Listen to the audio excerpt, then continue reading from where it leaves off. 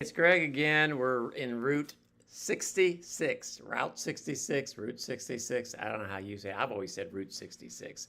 But regardless, here we are halfway through and halfway through our readings and halfway through the year. If you're trying to read the Bible through, this is a great time because now it's all downhill from here.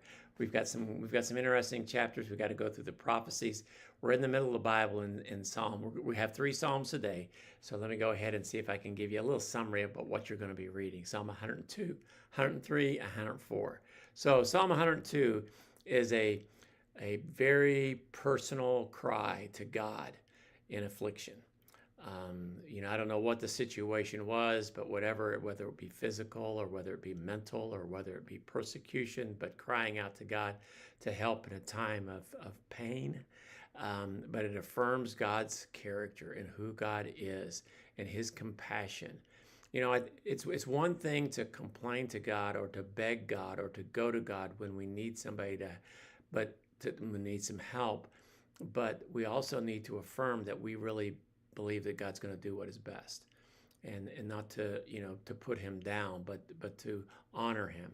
So that's what Psalm 102 does. Psalm 103 is a really happy song, praising God for his forgiveness, for his healing. I love how 102 and 103 are there. He's praying for, crying out for his affliction, and he's thanking God for his healing, for his mercy. Mercy is when God doesn't give us what we do deserve, when God forgives us of our sins, and for his everlasting love. All those who fear God have those things: forgiveness, healing, mercy, and love. And that's Psalm 103. And then Psalm 104 is just a reflection about God's power, the power of God in creation, and the wisdom of God in creation.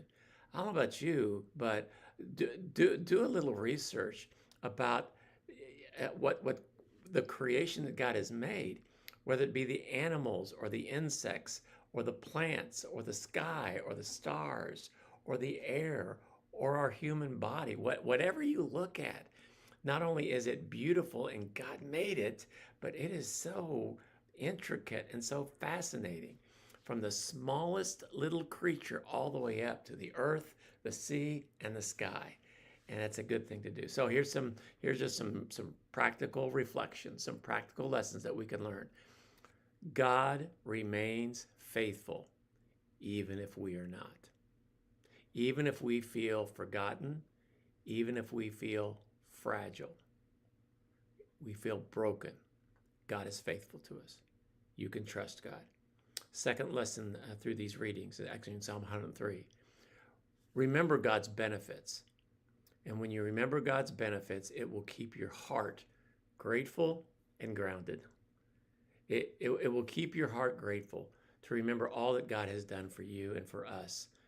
Thank you, thank you, thank you for what he has done. But then it will also keep you from drifting away, from bouncing around, from looking at other things. It'll keep you grounded, cemented, firm, standing firm. So remember God's benefits. And then third, about creation. Creation itself teaches us to worship God. Take a walk outside. Listen to the birds. Open your windows. God not only created it, but also the ongoing presence and the provision and the order of the universe. We serve an amazing God. So not only look to God in the Word, look to God in creation. So those are some interesting things to consider.